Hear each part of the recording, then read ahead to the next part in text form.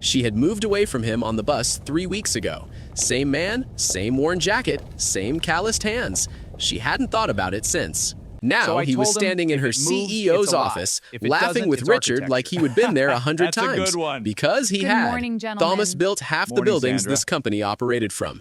Nobody had told Sandra that. She smoothed her blazer and walked in with the coffee tray. Can I get anything else Both for hands, anyone? wide smile, warm voice, the full performance.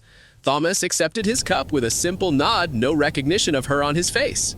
She made sure her smile stayed even. She pulled the office door closed behind her, or almost closed, and her smile dropped in the same motion.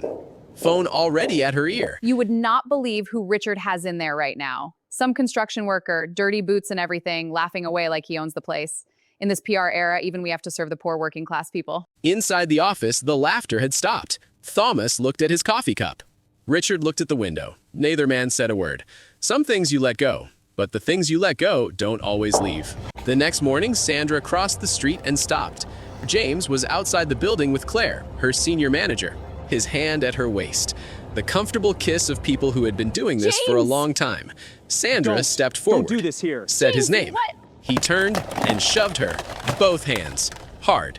She hit the pavement. Her bag scattered, her phone cracked. She sat beside the overturned bin and nobody moved. Then a hand appeared in front of her face. Can you stand? Large, calloused, steady. Thomas. He pulled her up, collected her things from the pavement without being asked.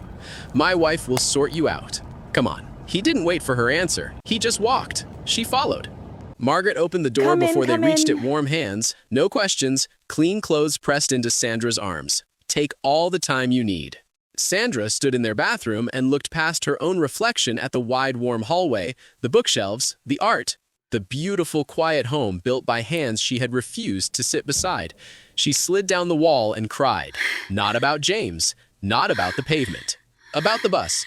At dinner, Thomas looked at her across the table and said quietly, "The buildings don't care who built them. They just stand." He didn't say anything else. He didn't need to, because the worth of a person was never in the clothes they wore to get there. It was in everything they built while you were busy deciding they weren't worth sitting next to. Drop a heart if this story changed something in how you see people.